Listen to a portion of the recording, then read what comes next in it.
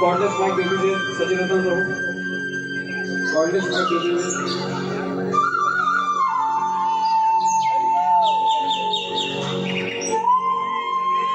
मधुमंगल मधुमंगल प्रभु,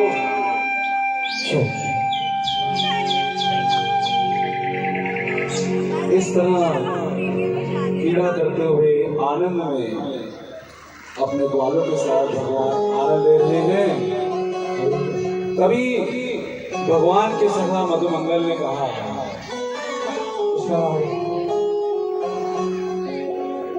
कान्हा, आज इस बसंत भरे मौसम में हम सब ग्वाल कितने सुंदर दिख रहे हैं। देख, पक्षी कितनी सुंदर आवाज में स्वर गुनगुना रहे हैं, मानो जैसे कोयल गा रही है। कान्हा, मेरा तो आज नृत्य करने को मन करता है। कान्हा, क्या तू भी हमारे साथ नृत्य करेगा? तभी सुदामा ने कहा, अरे कान्हा, देख आज तेरे कितने सारे ग्वाले कितने आनंद में होकर के झूम रहे हैं, नृत्य करने का प्रयास कर रहे हैं। क्या तू हमारे साथ नृत्य नहीं करेगा? देख कितनी सुंदर हवा चल रही है, वातावरण कितना मनोहारी है, और आज तो साक्षात इंद्र भी बहुत प्रसन्न है। नाग आने कब बरस जाए, इसलिए जरा हमारे साथ नृत्य तो कर। तब भगवान श्री कृष्ण ने अपने सखाओं की बात को मानते हुए कहा, हाँ हाँ हाँ हाँ सुदामा, हाँ हाँ मधुमंगल, मैं तुम्हारी बात कैसे टाल सकता हूँ। आओ हम सब मिलकर के नृत्य करेंगे। और तभी भगवान श्री कृष्ण बलराम ग्वाल वालों के संग नृत्य करना प्रारंभ करते हैं और खूब धूम से नृत्य करते हैं। सारे लोग ताली सेवा करेंगे।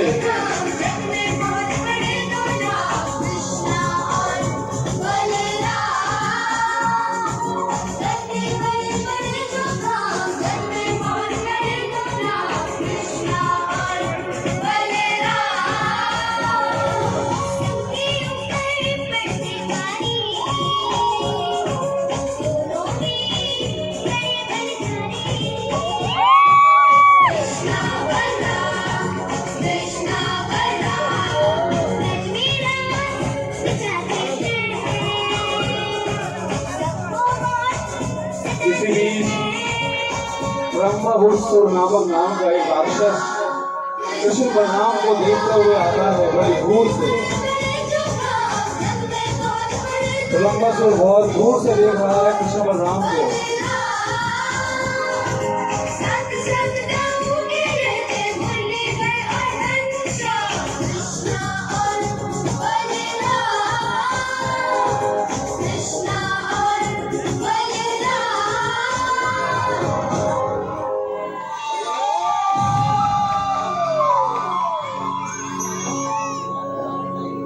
और इस तरह कृष्ण बलराम नृत्य कर रहे थे। तभी ब्रह्मासुर नाम का एक असुर ग्वाल बनकर के प्रकट हो गया और ग्वालों के बीच आकर के नृत्य करते हुए बैठ गया। भगवान श्री कृष्ण ने ब्रह्मासुर को देखते ही पहचान लिया कि एक ही असुर ग्वालक रूप में आ गया, परंतु कुछ बोला नहीं। तभी कृष्ण ने मधुमंगल को बुलाया। मधुमंगल, ओ मधुमंगल, जरा यहाँ तो आओ। मधुमंगल, हमारे बीच में नया ग्वाला आया है, इसको पहले कभी हमने देखा नहीं है, न जाने कौन से गांव से आया है। क्या तुम जानते हो मधुमंगल कि आखिरकार ये कौन है? तो मधुमंगल ने कहा, सोच विचार किया। मैंने इसे कहीं तो देखा है, लेकिन इधर देखा है कुछ याद नहीं। अरे कहाँ देखा है? उस दिन तो देखा ही था। हाँ कृष्ण, मुझे याद आया, मैंने इसे कहाँ देखा है। कहीं नहीं देखा। तो मंगल ने कहा कि कृष्ण यदि तुम कहो तो पूछ करके आऊं। तो भगवान कहते हैं हाँ मधुमंगल, तनिक जरा पूछ के तो आओ कि आखिर ये है कौन। कौन? तुम कौन हो? तुम्हें पहले तो यहाँ कहीं नहीं देखा, नए आए हो क्या? मेरा नाम ग्वाला है। ब्रह्मासुर बोला कि मैं पास के ही गांव में रहता हूँ और मैं खेलना चाहता हूँ, लेकिन कभी मैंने कृष्ण बलराम को देखा नहीं था और ना ही उनके बारे में कभी जाना था। बस उनको देखने की इच्छा से ही मेरा मन करा कि मैं वहाँ आ जाऊँ और उनके साथ खेलूं और खूब ढेर सारी आनंद में बातें करूं। हे मित्र, क्या तुम्हारे कृष्ण मुझे अपना सखा बनाएंगे? हाँ, क्यों नहीं। कृष्ण तो सबको अपना सखा बना लेते हैं। जो भी उनकी शरण में आता है कृष्ण उसे कभी नहीं ठुकराते। कृष्ण तो है ही इतने अच्छे कि कभी किसी की मित्रता को ठुकराना ही नहीं जानते। कृष्ण तुम्हें अवश्य अपनाएंगे, निश्चिंत रहो। मैं अभी कृष्ण से पूछ कर आता हूँ। कृष्ण, वो तो हमारे पास के गांव का ही वाला है और उसने कहा है कि वो यहाँ पर खेलने के उद्देश्य से आया है, तो मुझे लगता है कि हमें उससे मित्रता करके उसे खेल में शामिल करना चाहिए। हाँ हाँ मधुमंगल, क्यों नहीं। हमारा तो स्वभाव ही सबको मित्र बनाना है और जो मेरा मित्र सखा बन जाता है तो वो मुझे प्राणों से ही प्यारा हो जाता है। और इस तरह ब्रह्मासुर अपनी युक्ति में सफल होता देख मन ही मन प्रसन्न होने लगा और सोचने लगा कि आज मेरा कार्य अब आसानी से हो जाएगा। मैं इन दोनों भाइयों को अपहरण कर ले जाऊंगा और उनका वध कर दूंगा। परंतु ये जो कृष्ण है ना, ये बड़ा ही बलशाली है, ऐसा मैंने सुना है। लेकिन एक काम करता हूँ, पहले इसके बड़े भाई का अपहरण करूंगा, उसके बाद कृष्ण को भी देख लूंगा। आखिरकार मुझसे ये कब तक बचेगा। तभी मधुमंगल ने कहा, सुनो, तुम्हारे लिए खुशखबरी है। कृष्ण ने तुम्हारी मित्रता को स्वीकार कर लिया है और वो तुम्हें खेल में शामिल करने के लिए सज्जे हैं। चलो मेरे साथ चलो, क्या सोच रहे हो? आओ हम सब खेलेंगे। और सुनो, और आनंद की बात तो सुन लो, आज रस्साकसी का खेल होने वाला है, बड़ा ही आनंद आएगा। आओ चलो साथ में चल के खेलते हैं। सारे मित्र रस्साकसी का खेल खेलना प्रारंभ करते हैं। कृष्ण और बलराम दोनों की टोली बनती है। कृष्ण के साथ मधुमंगल, सुदामा, रेता, बेता व ब्रह्मासुर होता है और श्री बलराम के साथ श्री दामा, वृषभ, मनसुखा, धनसुखा इत्यादि होते हैं। खेलने से पहले ये नियम बनाया जाता है कि जो टोली जीतेगी और जो टोली पराजय होगी तो जीतने वाली टोली पराजित टोली की पीठ पर सवारी करेगी और अपने उत्सव को आनंदपूर्ण बनाते हुए जीत में खूब विवाह होकर के खेल जीते। जोर लगा के हैया जीतेगा कन्हैया, जोर लगा के हैया जीतेगा कन्हैया, जोर लगा के हैया। सुदामा बहुत कमजोर पड़ता है। दूसरा बल्ला लगाया जा क्या? दूसरा बल्ला लगाया जा क्या? हमेशा आम दे दो, हैसा, जोर लगा के हैसा, जीतेगा के हैसा, जीतेंगे हम हैसा, जोर लगा के। यहाँ है 24 घंटे, तुझे मक्खन चाहिए, तुझे केसर चाहिए, तुझे सेब चाहिए, तो सब बल्ला लगाई जा रहा हूँ पे। जोर लगा के, जोर लगा के। बल्ला जीतने वाले। अरे अरे अरे सुदामा, अरे सुदामा, अरे सुदामा, अरे सुदामा, सुदामा खेचो, सुदामा खेचो, बल लगाओ जरा, बल लगाओ। अरे अरे बल लगाओ जरा, बल लगाओ, देखो हम हारने वाले हैं। और बलराम जी की टोली जीत गई। सुदामा, रेता, ब्रह्मासुर सभी गिर गए और बलराम जी की टोली जीत के मारे नाचने लगी, गुनगुनाने लगी और उत्सव मनाने लगी। जीत गए भाई, जीत गए, हम तो अब जीत गए। जो जीतेंगे वो सवारी करेंगे। तो बलराम कहते हैं कृष्ण अपने सखाओं से कह दो कि अब हमें अपनी पीठ पर सवार करके सवारी कराएंगे। तभी क्या होता है, भगवान श्री कृष्ण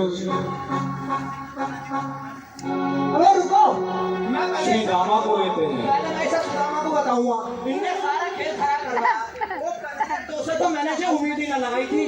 मैं तो उसे कह रहा हूँ बल लगा तो सब बल न लगाए जा रहा। मैंने नाक कटा दी हम सबकी।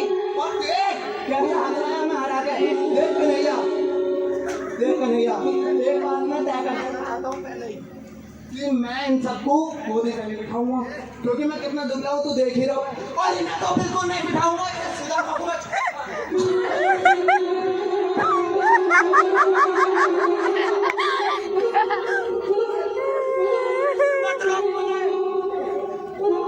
कोई बात नहीं, खेल में होता है, कोई बात नहीं। तुम कमजोर सही, कोई बात नहीं, बैठ जाओ बैठ जाओ बैठ जाओ, कभी गुस्सा मत करो, बैठ जाओ। और तब विजेता टीम की टोली को श्री कृष्ण ने श्री रामा को अपनी पीठ पर लिया, भद्रसेन ने वृषभ को लिया और प्रलंबासुर ने बलराम को लिया। और इस तरह सब चपटी खाते हुए भागे। जीतेंगे भाई जीतेंगे, हम तो भैया जीतेंगे, जीतेंगे भाई जीतेंगे, हम तो भैया जीतेंगे, हम तो भैया जीतेंगे। और सभी क्या हुए, कुछ देर चलते हुए आ गए, लेकिन ब्रह्मासुर नामक असुर बलराम जी को लेकर वापस नहीं आया। श्री कृष्ण चिंतित हो गए कि दाऊ भैया कहाँ है, दाऊ भैया कहाँ है, आए को नहीं दाऊ भैया, कहाँ चले गए। तभी अचानक एक जोर से आवाज सुनते हैं और वो आवाज किसकी होती है, ब्रह्मासुर नामक असुर की होती है।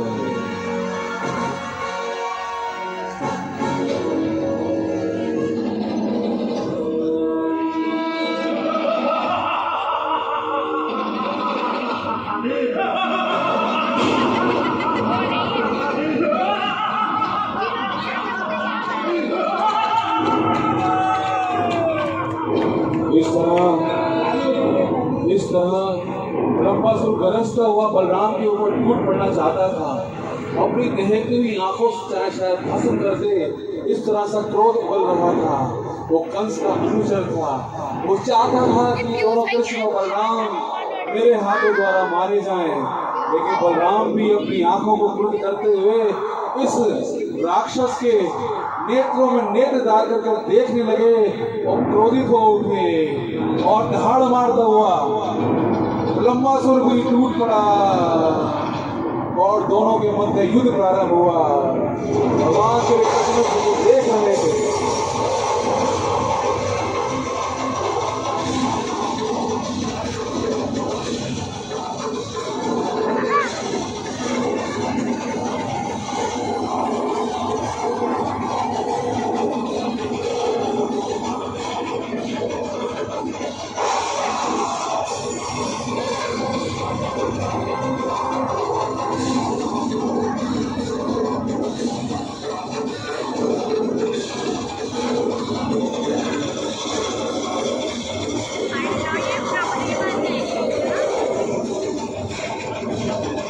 बलराम ने देखते ही देखते ब्रह्मासुर के सीने पे घूस से प्रहार किया।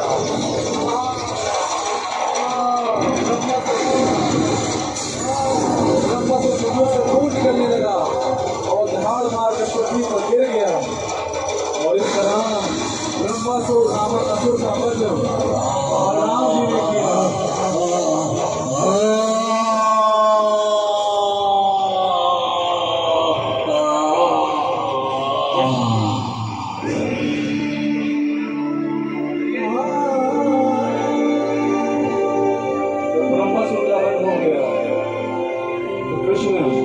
बलराम जी के समक्ष आ गए और बलराम जी को बहुत प्रेम से उठाकर अपने हृदय से गले से लगाया और कहा, दाऊ भैया, इस प्रलंबासुर नामक असुर जो ग्वाले का वेश बनकर आया था, लेकिन मैं तो उसको अपना सखा बनाना चाहता था, लेकिन ये मूर्ख मेरी मित्रता को स्वीकार नहीं कर पाया और अपने दुष्ट परिणाम के अनुसार इसे मृत्यु के घाट पहुंचना पड़ा। और इस तरह सारे ग्वाल बाल प्रलंबासुर को देखकर भयभीत भी हो रहे थे। बार बार मधुमक्खी तो टांग से मारी भी रहा था और सुदामा तो हिला हिला के देख रहे थे। ये कैसा मित्र था कि एक ग्वाला बनकर आया और राक्षस का रूप ले लिया। तभी अचानक सब प्रेम पूर्वक गाने लगे और खुशियां मनाने लगा। हाथी घोड़ा पाल की जय, कन्हैया लाल की। हाथी घोड़ा पाल की जय, कन्हैया लाल की। हाथी घोड़ा पाल की जय, कन्हैया लाल की। तो देवी और सज्जनों, सारे भक्तों, ये वही कृष्ण बलराम हैं जो द्वापर में असुरों का उद्धार करने के लिए आए। और यही कृष्ण बलराम कलयुग में हरिनाम संकीर्तन लेकर के आए हैं। हरिनाम